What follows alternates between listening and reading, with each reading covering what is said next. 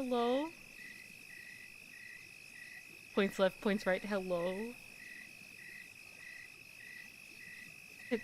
Hello? It's me. I'm back. I'm finally here. Hello. I... Today gave me a headache. Let's talk a little bit, okay? Hi. Let me change the music in my teapot. What's this song? Yeah, okay. This is what we're gonna listen to. Hello, everybody! Hello! You're back? I'm back. Hi. Hello. You can see my raw. I'm so sorry. Hi. Hi. So I had some things happen. I was really excited to get back to streaming after that week of like not streaming. I was super excited, and then some stuff happened, and honestly, it like tanked my entire mood for a week. Honestly, am I recovered? Probably not. But you gotta push through. You gotta push through. So it was really rough. So I couldn't stream, no matter how much I wanted to, because I really, really wanted to stream. And like every day I was thinking, oh, I should stream, and then I was like, I don't have it. And then I was like, oh, I should stream. I don't have it. And then the day I really thought I had it, something else hit, and then it was like, oh, back to 0. Then I had to get back up again. But here I am. Hello.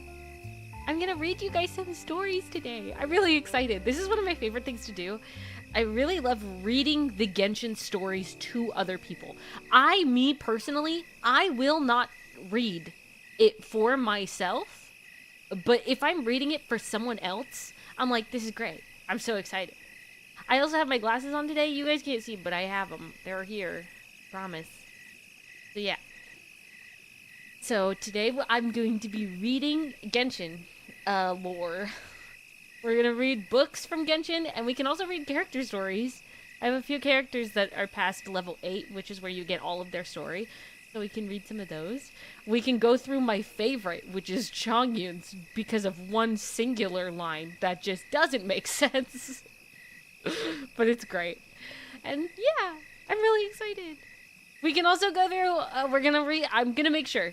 The two things I'm going to make sure on is we're going to read the Teyvat travel guide, and we're going to read, what's it called? We're gonna read, oh, Rex Incognito. That's one of my favorites. Rex Incognito and the Teyvat travel guide. Those are my favorites. You guys can watch me struggle to read. I hope that will be entertaining for all of you, because I am, in fact, dyslexic, and that is why I have my glasses on today, because we are simply reading. So I decided that would be better if I put on my glasses, which I don't usually do for stream. Oh,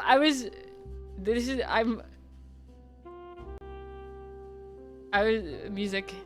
What songs should we have on? What song do you guys like? I'm just on Fontaine music. Although my favorite song is Inazuma song. I did this in my teapot because I thought it would be best, because then I could control the music. What is the name of it? I'm just gonna have to go through. No. No. No. No. No. No. I think it's this one. Yeah, this is my favorite song. It makes me feel like a mermaid. I don't know how to explain it.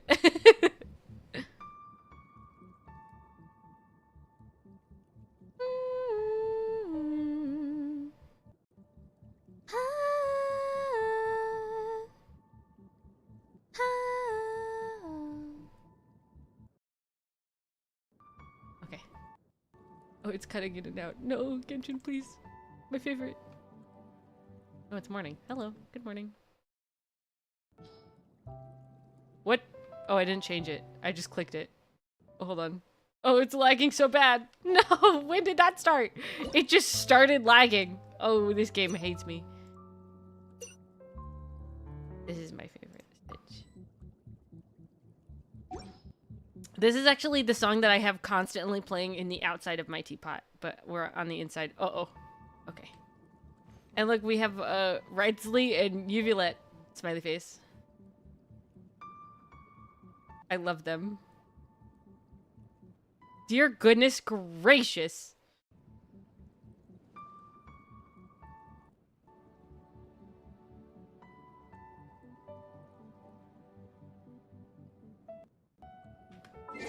Hold on.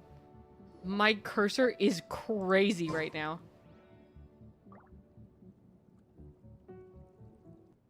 Oh dear. Okay, I think we're back to normal. Okay, don't worry about it. Nothing happened. Okay. So, what should we start with? Books? Or should we read character stories? I think we should start with books. Or should we end with books? Should we start with the least or most interesting? What do you should we read my 2 books that I want to read and then move on to character stories? Should we do that? So we'll read the Teyvat travel guide and we'll read Rex Incognito and then we'll move on to character stories. Should we do that? I'm really excited. I can't wait to read. I love reading.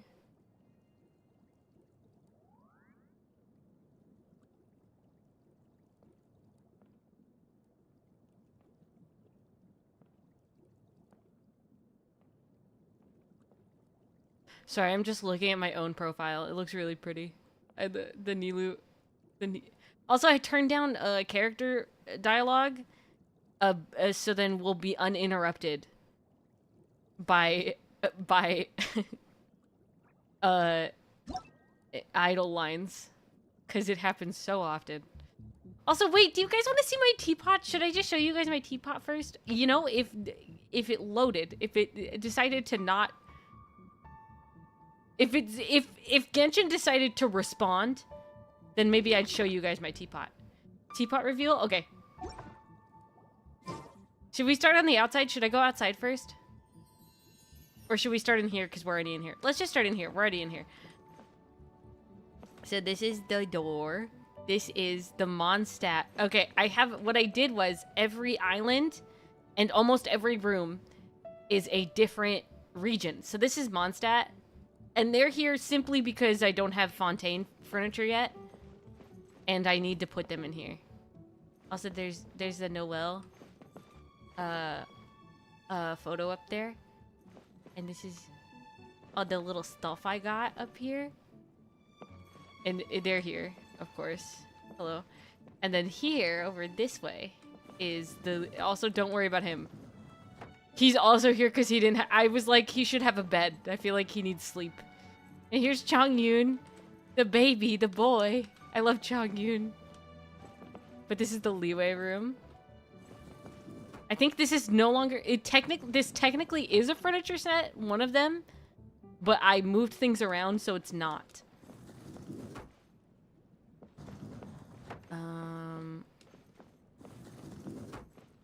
And then this is the Inazuma room. This is a furniture set. This is Toma's furniture set.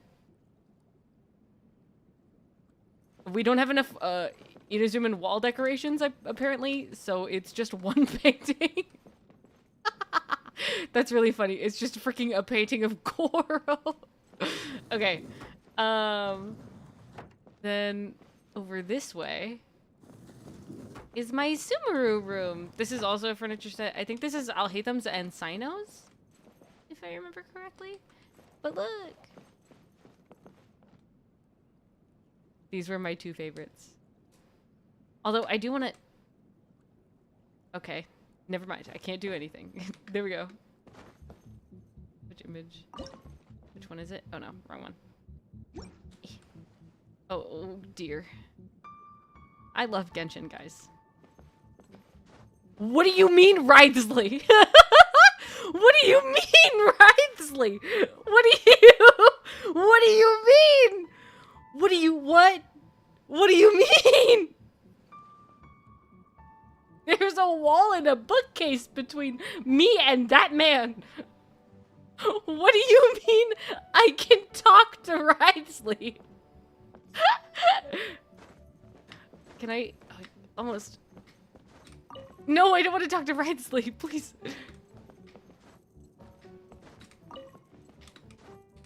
I'm trying to change this one.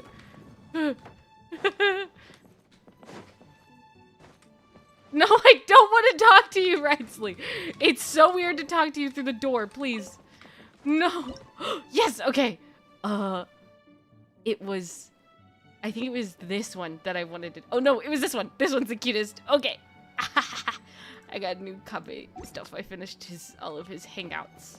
I did that, like, yesterday. Anyway, but then also, down here, I have a little reading nook. This is actually just my favorite little spot. And that's from, the second Golden Apple Archipelago. And it's just a little reading nook. It's just a little place to be cozy. It made me really happy. I really like this spot. And then if we go up here, there's stuff decorating the halls. And then in here is just a bedroom.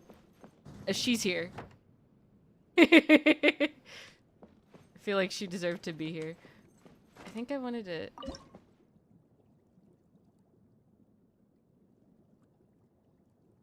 I don't have all of Kaya's yet. But I wanted to put this one in, because that was cute. Okay. But yeah. So this is art wall. This is just a basic bedroom until I figure out what I want to put in this room. But for now, Charlotte's here because I love her and she's me. She talks so much and I'm like, that's so me. And this is my room with Toma. This is me and my husband's room. This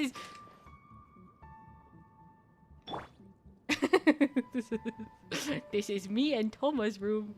This is where we belong. These are all of our photos from our first few dates ever. Our first ever few dates. This is me and him. This is where I drink tea and read books. And then over here is where we have dinner sometimes. And then look at the anyway, that's my bed. We shared the bed because we're married. You know, that's what married people do anyway. POV, you married Toma. POV, you're Toma and you married me. Anyway, so this is my house. Every room is a different region except for upstairs. Ridesley, literally the only characters here are Fontaine characters because I can't put them anywhere else. So if we leave, this might take a bit. This will take a moment.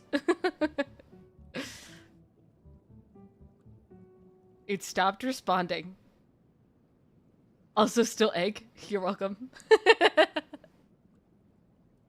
I forgot I did that to you. This little maneuver is gonna cost us 51 years. Practically, dude.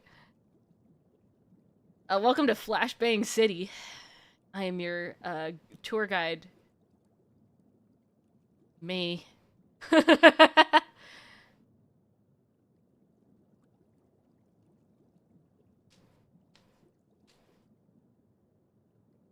Also, I've started...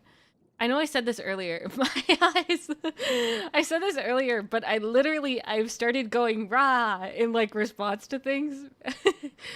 I picked it up from, like...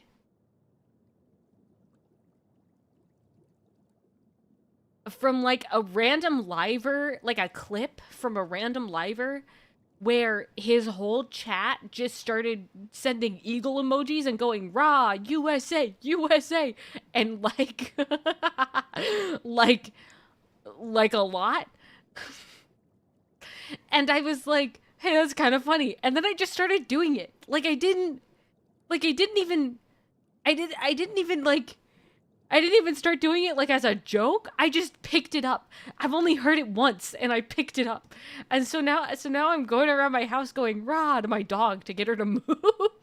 It works. She moved, but I went rah, rah, move, rah, and she moved.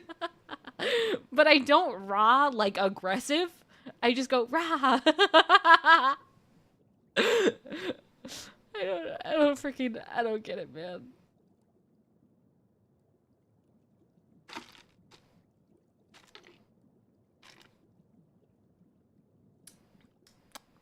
I had Chick-fil-A today.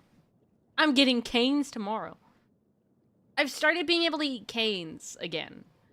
For a little... Okay, so Cane's, for the uninformed, is a chicken strip finger. Chicken fingers is what they're called. Cane's. Raisin Cane's chicken fingers. That's where finger came from, I promise. But... it, like, I started eating it, like, a lot during the pandemic because it's cheap. And it's not chicken fingers. Okay, so there's chicken fingers, chicken tenders, and chicken strips. Strips are, like, from some specific part. Tenders is actually the tender of the chicken. And then chicken fingers can literally be any part of the chicken. So basically, don't ever trust chicken fingers. I'm telling you now, okay? I'm gonna go. Don't look. Don't look. Look away, everybody. Nobody look. I'll guide you slowly. Just give me a second. Let me go back up to the teleport. But so, Raisin Cane's Chicken Fingers is the name, but they serve chicken tenders. Anyway. But they, basically, all they have is chicken strips. That's it. Uh-oh. Uh-oh.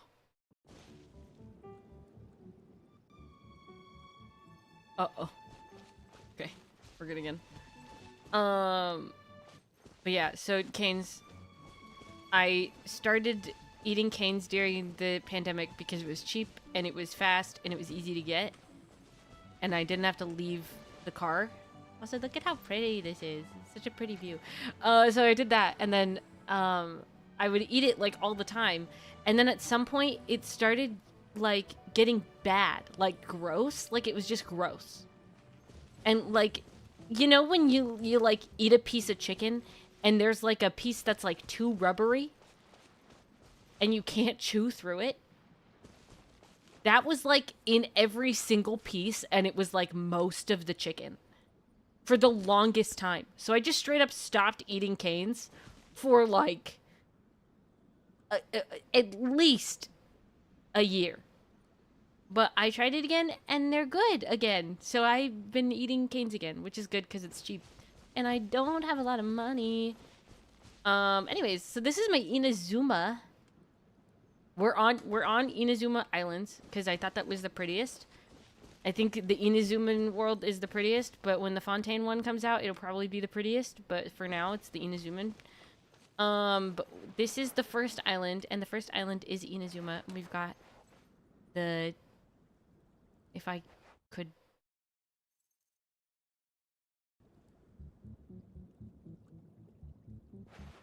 Okay, we've got the hot springs here. If Genshin would let me move, like, 2 feet, that'd be cool. Hot springs. And then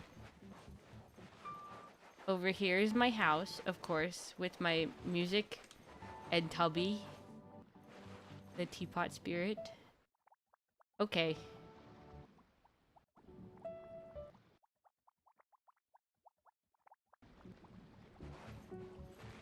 Cool.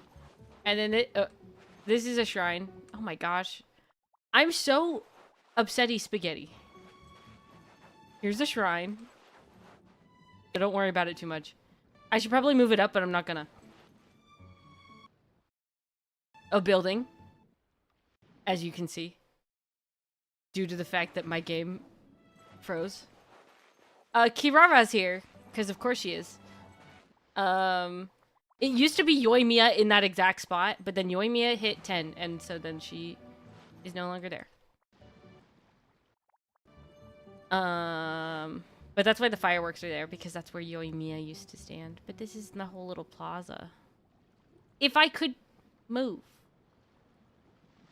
Prince David, I need to rest badly. Go sleep. Go to bed. Goodbye, Dustin. But this is like the little plaza. And if Genshin was being nicer, I would show you everything else. But I feel like Genshin's gonna not be nice, so I'm gonna go back inside. Actually, maybe I should stay out here. No, I'm gonna go back inside. Because it's less for the game to load. And we're gonna sit here and talk for a little bit more. Hello.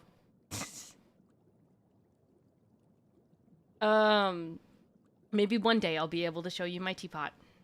But today is not that day. Today is not that day. Do I have any stories of when I was gone? I've been playing a lot of solitaire. Like, not on my phone. Not like the app on your phone. Like, the actual using my one of 10 decks of cards.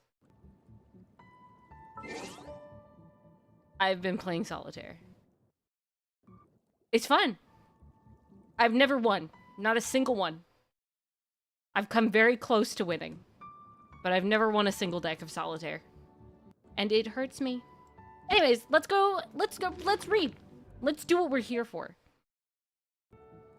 Wait, let me change the music so that it's more soothing. Someday you shall win. Thank you. I also learned that apparently Solitaire's like a game that you can gamble with. I had no clue.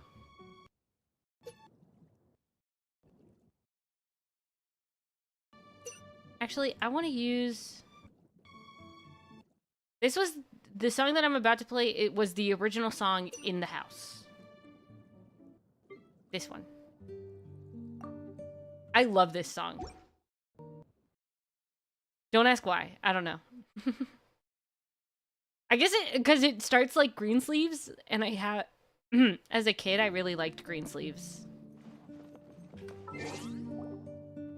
Alrighty. Time to read! So we're gonna start with the Teyvat travel guide. It's the most chaotic of everything that we're gonna read today. Because of course it is. If it was written by Alice, of course it's gonna be the most chaotic. So we're gonna start with that. And then we'll move on to... Freaking Rex Incognito. And then we'll start reading character stories. Of course, of course. Okay, Volume 1. Mondstadt chapter. Teyvat Geographic Special Edition. Alice's Mondstadt Diaries. Dadaupa Gorge. The 3 hilly troll tribes located in this valley are all densely populated.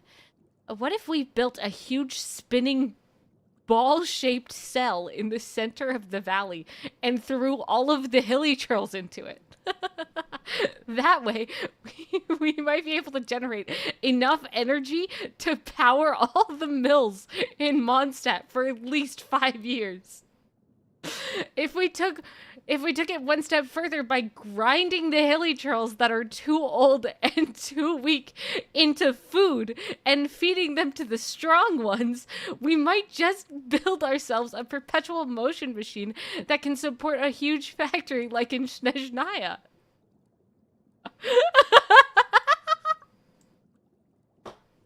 It seems totally feasible to me.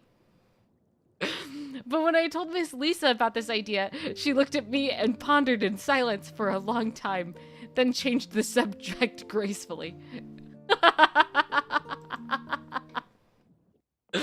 I freaking love Alice. Oh my gosh. Starsnatch Cliff. The Animo Archon is a bit too undisciplined for me.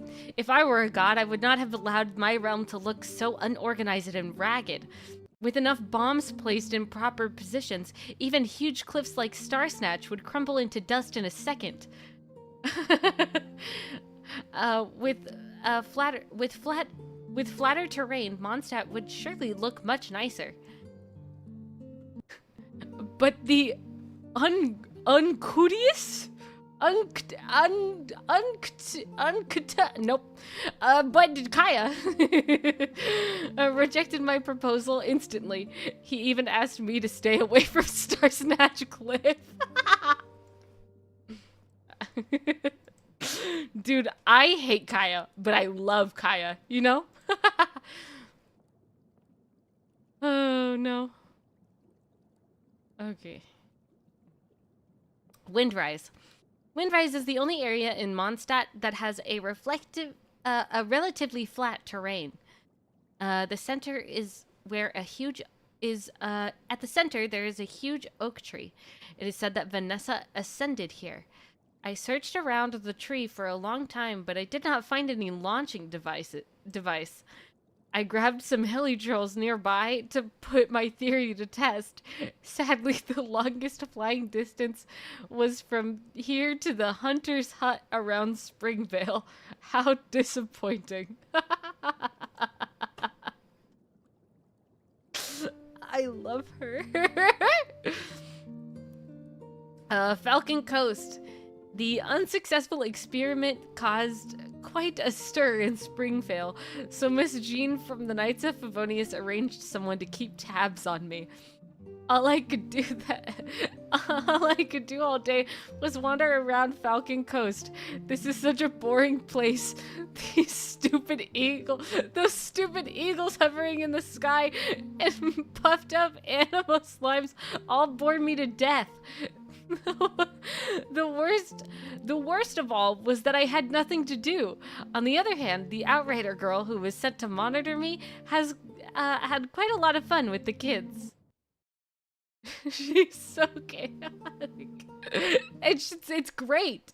Why do you think Klee is the way she is? This is her mom. Also, hi. But this is her mom. That's why Klee makes bombs. Alright. Whispering Woods. Yet another forest in Mondstadt. This outrider named Amber seems to know her way around this place. The explosive toy she carried around caught my attention. With some tweaks, I could turn it into something that could blow this forest and even the nearby mountains into smithereens easily. My proposal seemed to scare her, but an explosive stuffed toy is indeed a brilliant idea. I must try it out next time. And that's why we have Dodoko. That's why we have Dodoko. I'm gonna make you guys a little smaller. You're not completely covering the words. Okay. Bright Crown Canyon. I finally got rid of that stalker from the Knights of Favonius. This valley I found at the northwest coast of Cider Lake is guarded by ancient mechanisms, but the soldiers responsible for holding the pass for the King of Gales were nowhere to be found. We're nowhere to be found now. All the winds of time had left behind were the unintelligent helitrolls and silent mechanical guards. My attempt to control ruined guards with helitrolls failed as well. The guards split into pieces. And as for the fate of the helitroll strapped to it, I will spare you the gory details. Half of the ruins were also destroyed in the process. Stormterror's lair. Bright Crown Canyon leads to this huge ruin of an ancient city, which was built by the cruel King of Gales. Good name.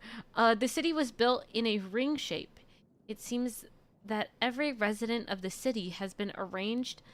It seemed that every resident of the city had been arranged their own spot between the inner and outer rings. Right in the center.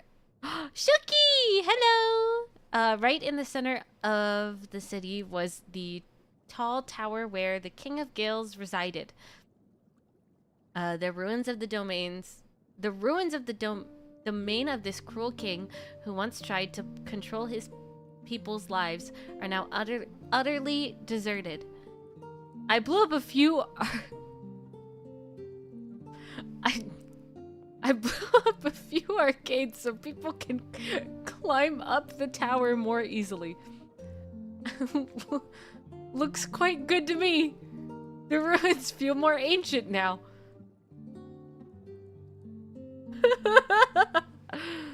Alice just casually blowing things up is probably my favorite. Volume 2, Leeway Chapter, Teyvat Travel Guide Special, Teyvat Geographic Special Edition, Alice's Travels in Leeway. Now this is wild to me, and I am upset, actually, that Alice got this travel partner when we get Paimon. I'm a little upset. I'm a little mad about it, honestly. It's a little upsetting to me. The northern stretch of... I can't read these. River turned into a wetland. If you look south beyond the stone gate, you will see a silver grass marsh as far as the eye can see. At the southernmost point of the marsh is an inn, perched atop a giant rock. That is the Wangshu Inn, the highest point in the entire marsh. Look south from there and you will also see the Guili Plains. You can also make out the Guiyun Stone Forest across the sea. Also, there's a weirdo staying at the inn on the top floor. I don't think I've ever heard him say a single word.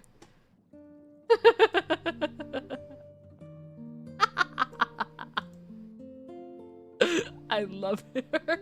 I love her. She's so me. She gives me energy. I don't know what to tell you. Lunch is a true feast at the Wangshu Inn.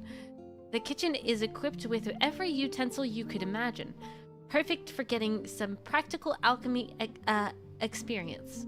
On top of the alchemy practice, on the topic of alchemy practice, I've got a few things to test out in my search for an explosion catalyst. If everything goes smoothly, I'll spend a few more days here and then head to Guili Plains. In which she did.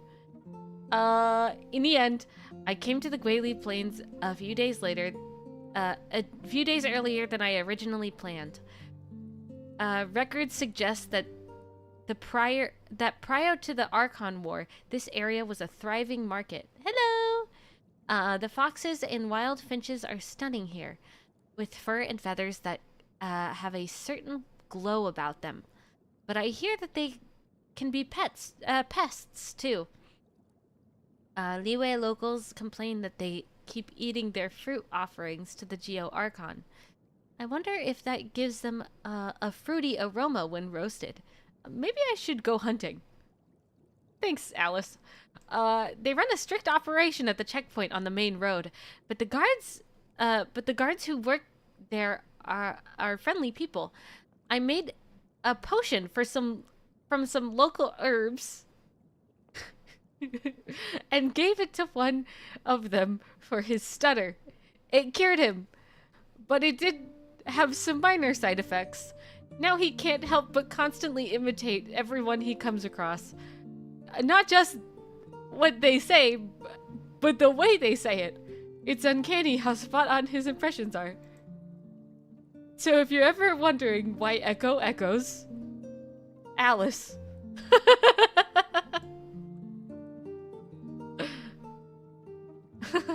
I got to this place. Anyways, let's blow it up.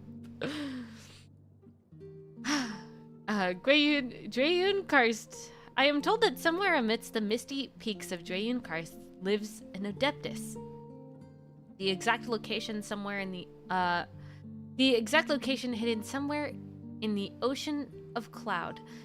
All of the leeway herb gatherers claim to have seen the realm of the Adepti in all its glory revealed before their very eyes in the clouds. Based on personal experience, I can say that overindulging on certain types of mushrooms can induce visions of a similar nature.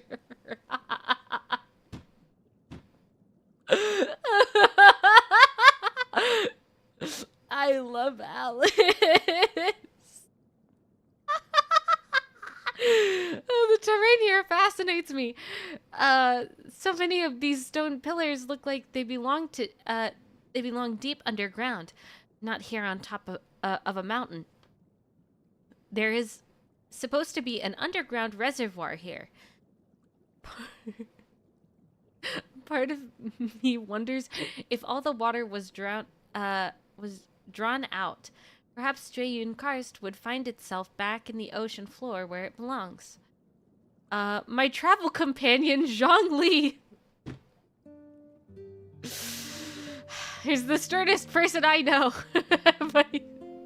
but he seems most entertained by this theory. He won't stop laughing. What an odd fellow.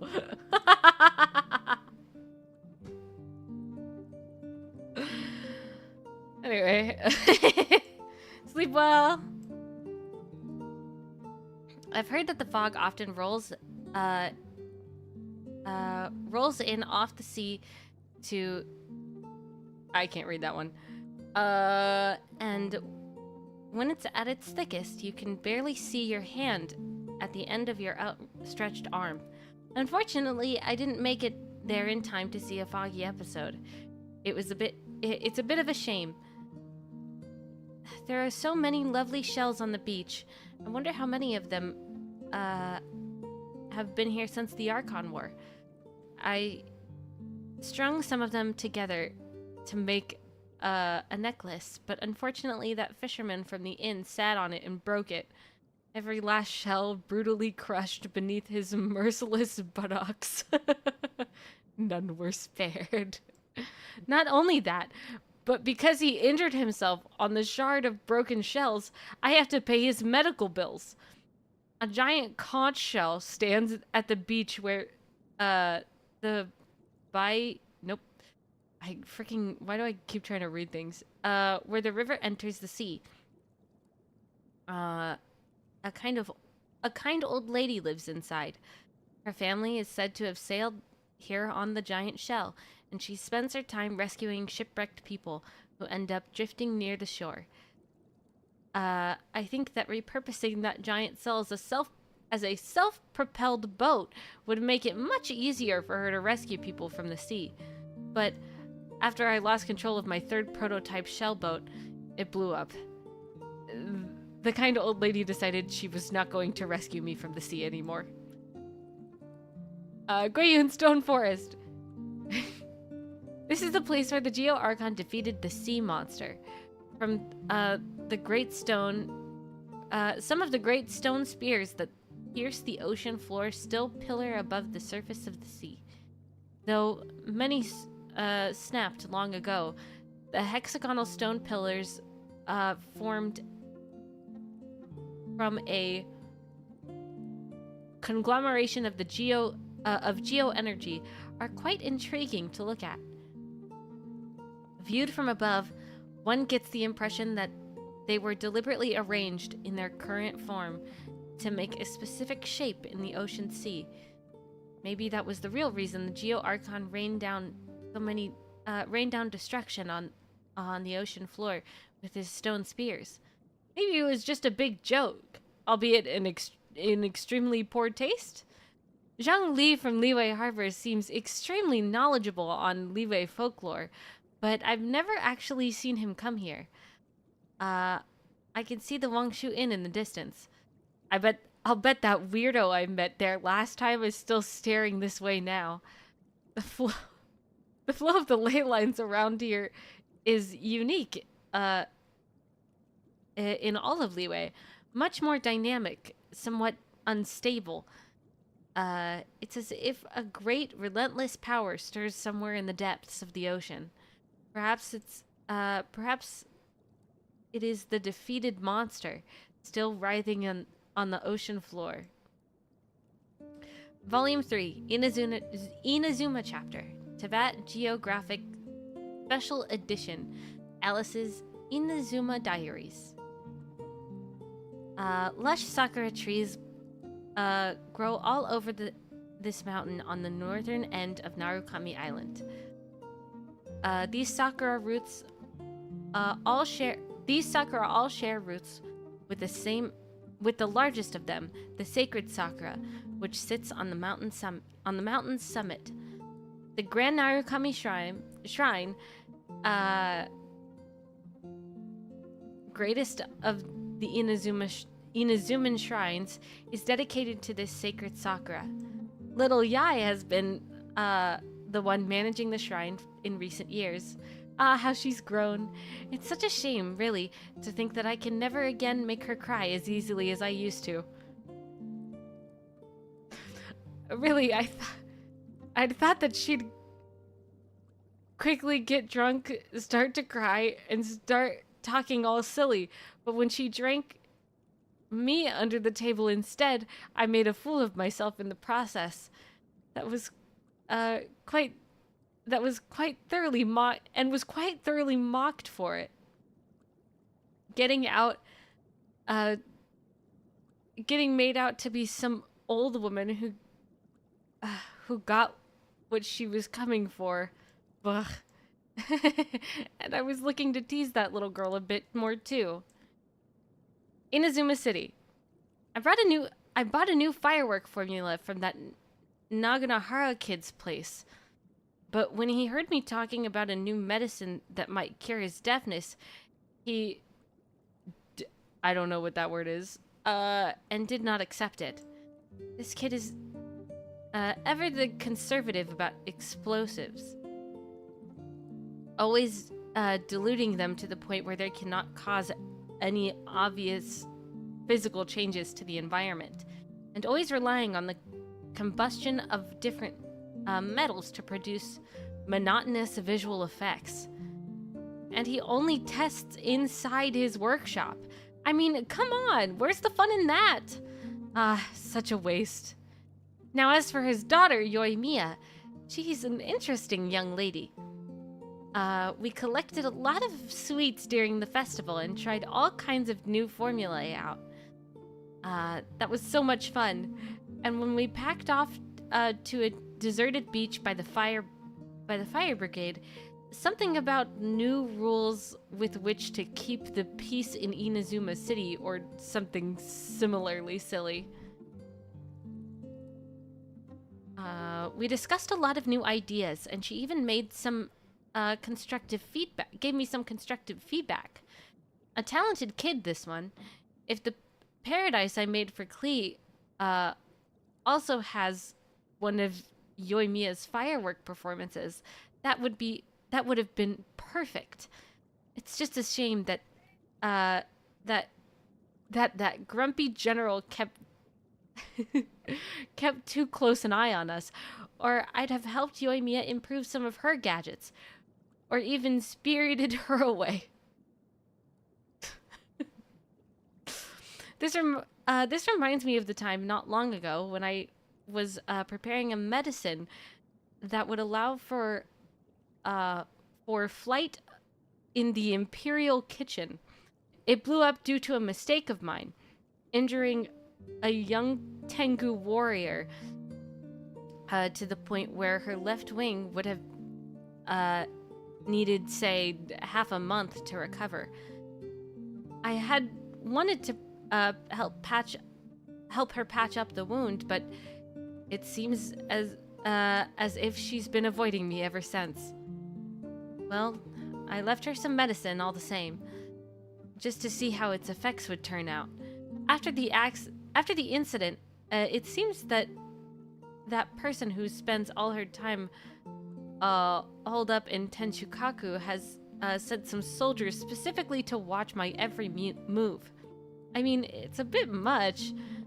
I even apologized right to her face, but she just wouldn't let up. She was the one who'd allowed She was the one who'd allow me to conduct experiments in the Imperial kitchen in the first place, you know? Also, Ms. Kamisato declined my idol group invitation for the 6th time running. Ah, what a disappointment. Tataratsuna. Tataratsuna, yeah, is an island chain that is naturally shaped like a ring. The mountains rise to overlook the sea, surrounding the large furnace in the middle. This is where Inazuman jade steel is produced, and endlessly made into the best weaponry for the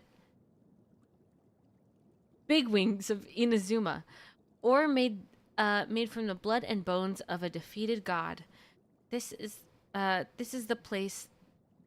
This place is the Tenryo Commissioner's pride and joy, and as such, he takes extra good care of the workers and technical specialists.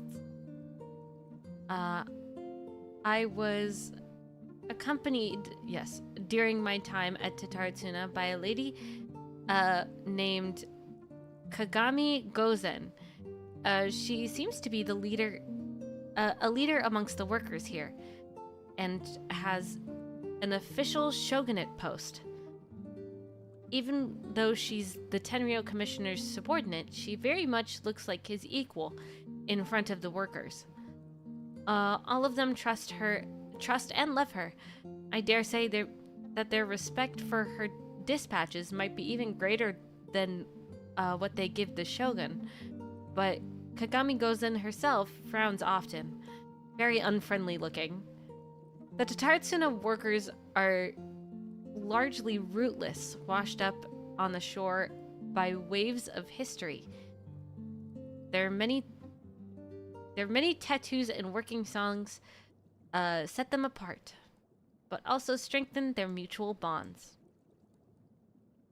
Like the other workers at Tataratsuna, Kagami Gozen's body has scars from high temperature burns from tatarigami.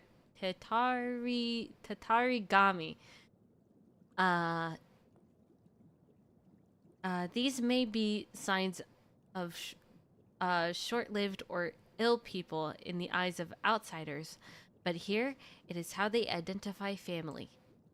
I took the liberty of modifying the Mikage furnace, throwing a few valves and panels into the sea and improving the containment dome,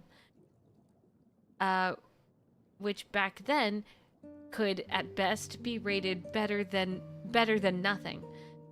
I wonder if those engineers from Fontaine will be pleasantly surprised.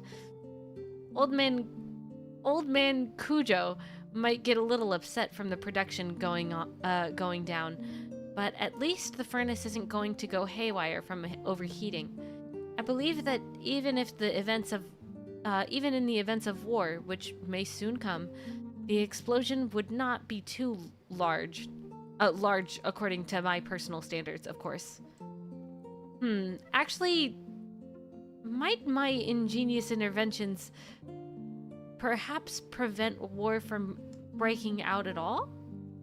Well, I, for one, would be more than pleased to see the expression of those astrologers' faces when their predictions come to naught. Ha! Yashiori Island. The clear blue skies over Yashiori Island really are a pleasant sight. Those stodgy... Nope. Explained that the Raiden Shogun placed many wards over this place to prevent the corruption that sweeps from the remains of the serpent god, or something like that. I'm not good with their religious jargon. As far as I can observe, those lampposts are quite interesting, although they have the appearance of items dedicated to the Geo Archon. The techniques used to make them are quite familiar to me. Oh, whoa, would you look at that? This is supposed to be a travel log, but not some tedious academic paper. We were warmly welcomed by,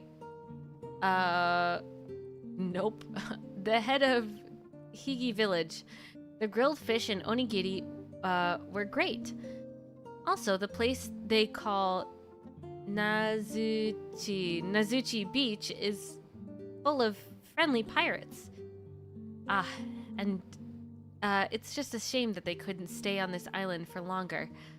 The mines on the island are busy places indeed, but the equipment they use there is quite backward. Even though the shogun put all of those wards down, blocking off most of the Tatarigami's spread, many miners have still contracted chronic illnesses from the prolonged exposure to the influences of those snake-boned crystals. The sakura mochi that brought with them are very tasty, but they are hardly equal to the beauties that little Yai makes. I should probably pay a visit to shrine later. I wonder how that fat cat's been doing lately. I did try to catch it with a specially crafted cage in the other time, only to be stopped by that killjoy shrine maiden. And that is all of the Tevat travel guide. That's all there. That's all she wrote. So a few other islands aren't a part of it, and then also we don't have anything for Sumeru or Fontaine yet. Where is Rex Incognito? Here it is. So Rex Incognito is a list of tales, of little stories. Let me change the music. Let me change it to Leeway music to match Rex Incognito. It's a good Leeway song.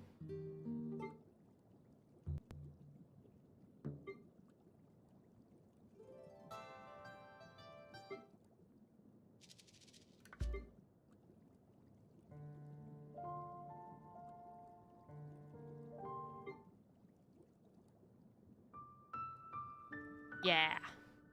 I like that one. All right.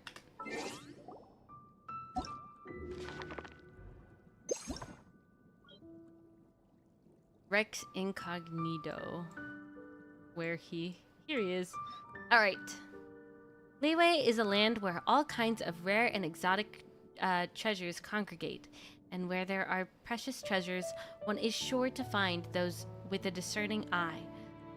The very first owner of, I can't read these things, antiques, the unconventional collector, was just such an individual.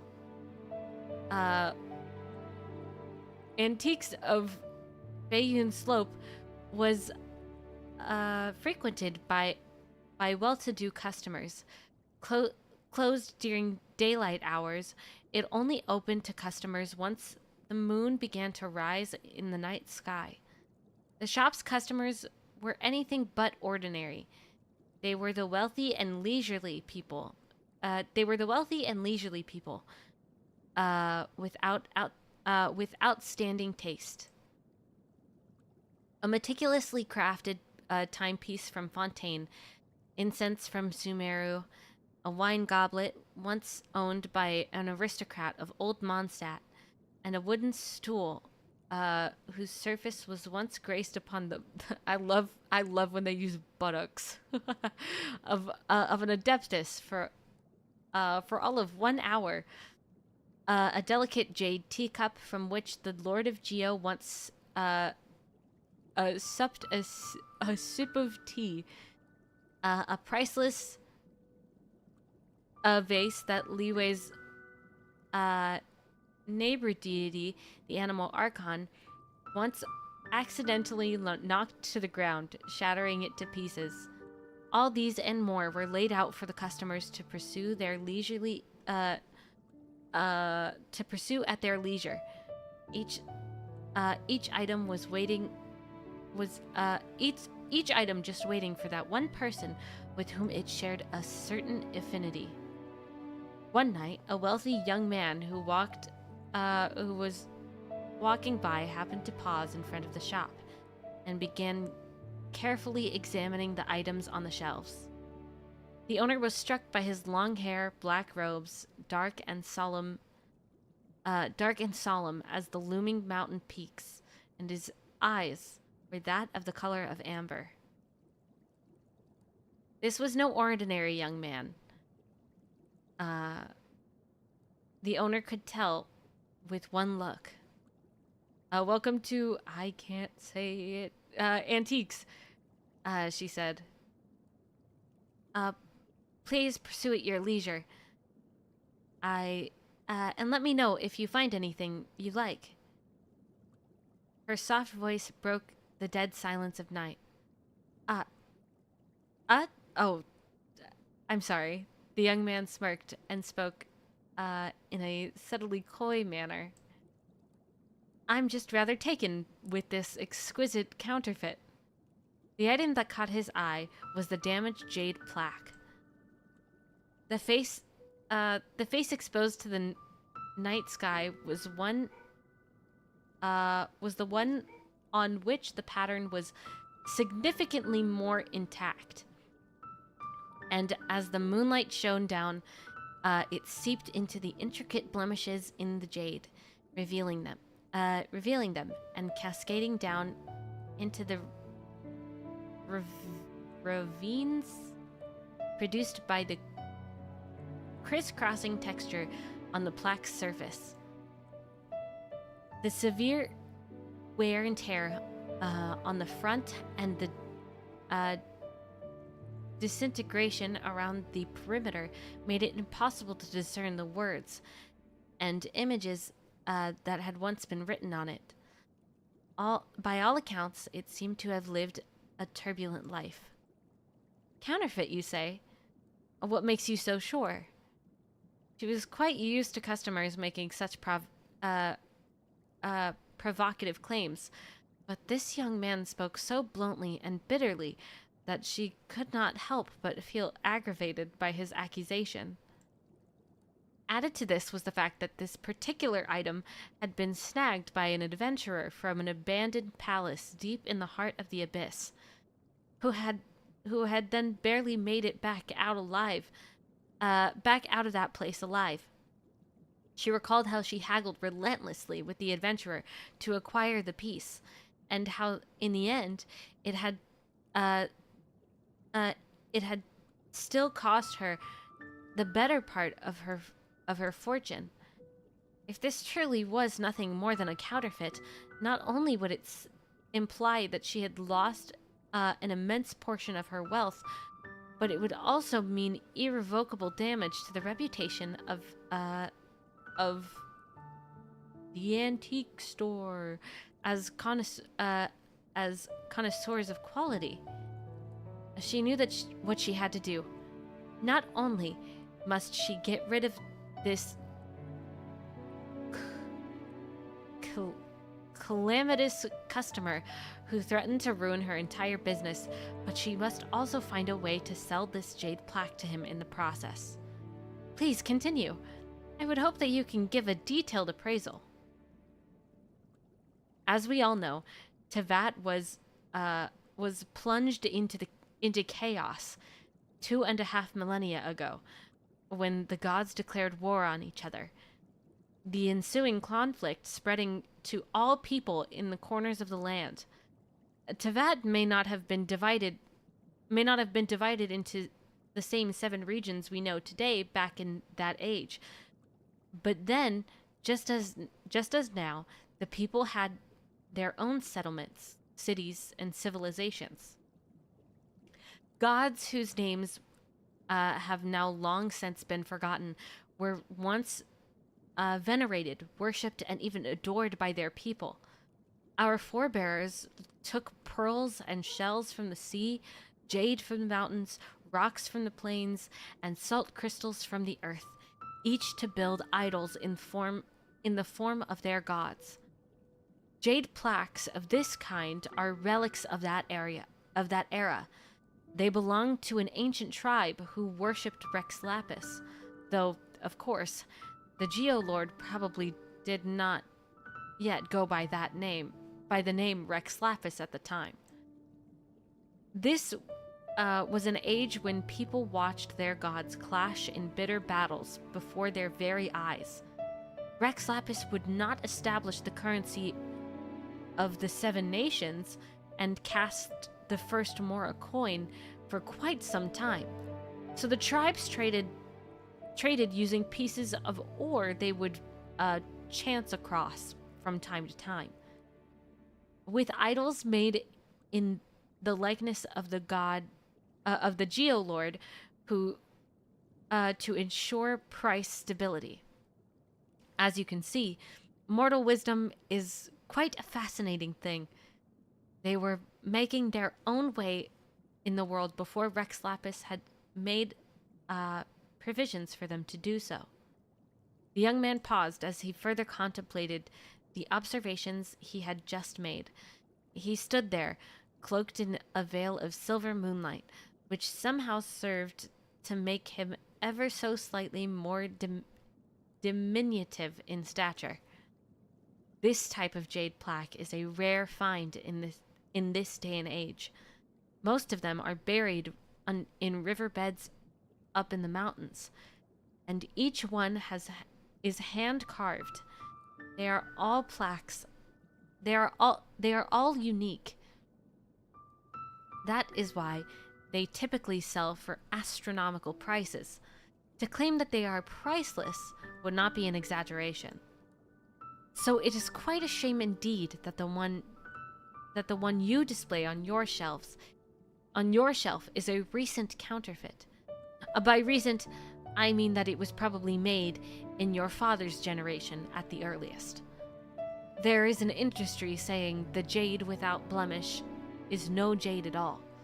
This jade, for instance, has remarkably few imperfections, and the translucency is too good to be true. All of which points to the fact that it is unlikely to be a product of our forebears' making. As a side point, I would also add that the image carved into the jade is that of a woman. This is a highly unusual thing. This is a highly unusual thing to see among similar relics of the era in question. The young man held the plaque up to the moonlight and inspected it in detail. Although there are plenty of rumors to this effect, the claim that Rex Lapis once took the form of a woman is not attested to by any historical records, and there is no physical evidence of it ever occurring. Though young, the man had the air of an old and infuriating pedant about him. Well, this is where you're wrong. She smiled faintly, much as a fox when toying with an inexperienced hunter. Perhaps you'd be willing to listen to my story before making your final verdict. The shop owner narrowed her eyes and began the process of reeling out her story.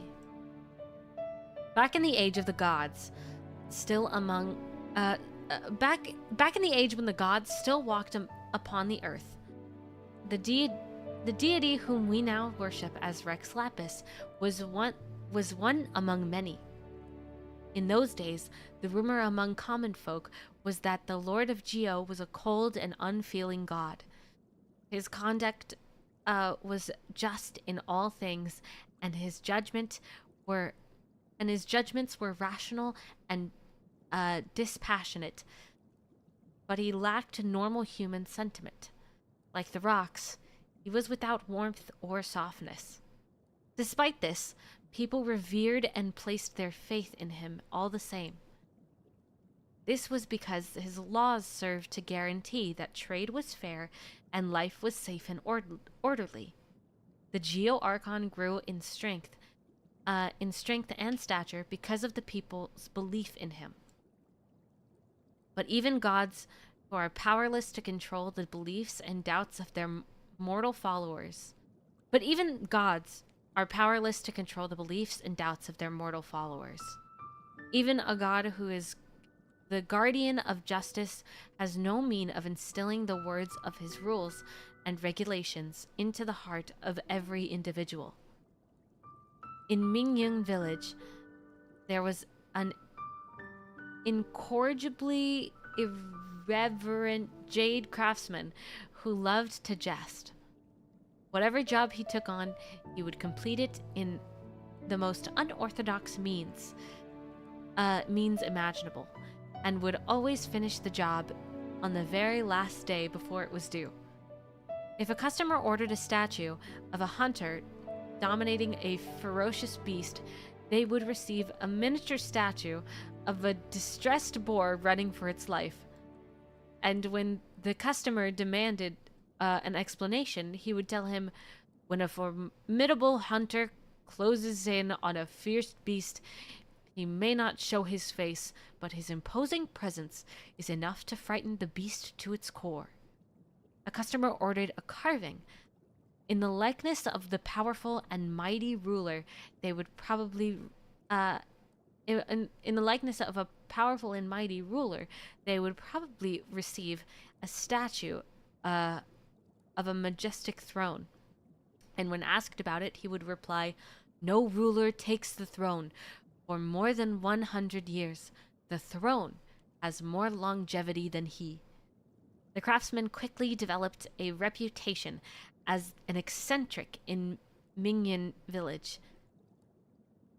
But the wealthy merchants in the prosperous commercial port of Liyue Harbor were most amused and were only too willing to place orders with him, if only to experience for themselves what it was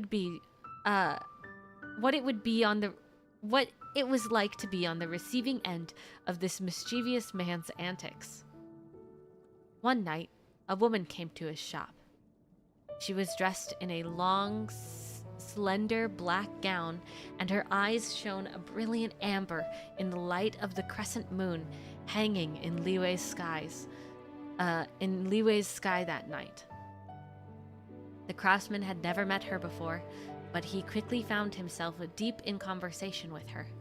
Strangely, she seemed acquainted with every vein of ore and every deposit of jade in the village. She talked about the wonders of the world like they were her sisters, and spoke of the jade and precious metals with a fondness one would normally reserve to for their beloved daughter. The only topics she brushed over were culture, customs, and social interactions. Perhaps she was not wise to the ways of the world, or perhaps she did not wish to discuss them. Regardless, there was certainly something something out of the ordinary about this woman. At least the craftsman thought so. "I would like for you to make me a jade plaque bearing the likeness of the Lord of Geo on its surface." The woman finally stated her request once their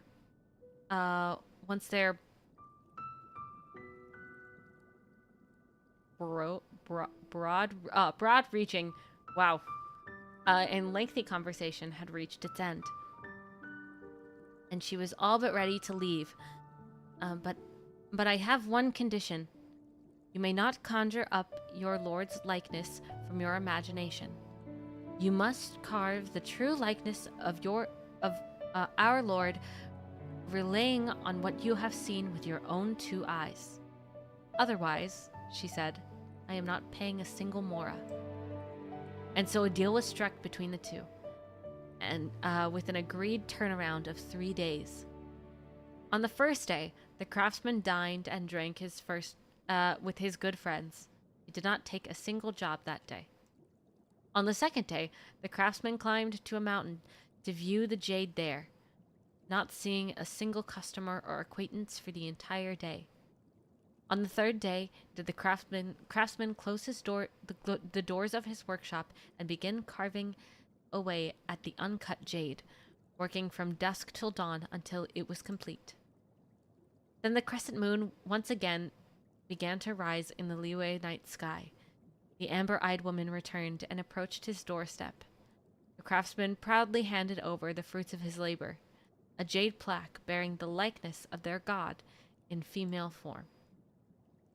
The woman was puzzled. She frowned and demanded an explanation. And this was the explanation he gave. On the first day, I sought counsel from every wise and learned person that I know, and learned on the principle of our Lord and how they work. But this was just the skeleton. On the second day, I visited the mountains and spent a whole day observing the mountain rocks, listening to the ebb and flow of the elements, and pondering all that our Lord had created. But this was just the flesh. On the third day, I covered both of my eyes and began carving from the heart, starting when it felt like the time to start, stopping when it felt like the time to stop. At last, this was the spirit. The craftsman smiled awkwardly, then added, "But even I am not sure why it came out like this." The woman tilted the item back and forth in her hand, as if contemplating something. "Interesting," she said, finally. "Incidentally, this reminded me of another story." She looked up at him with amber-colored eyes and began the process of reeling out her story.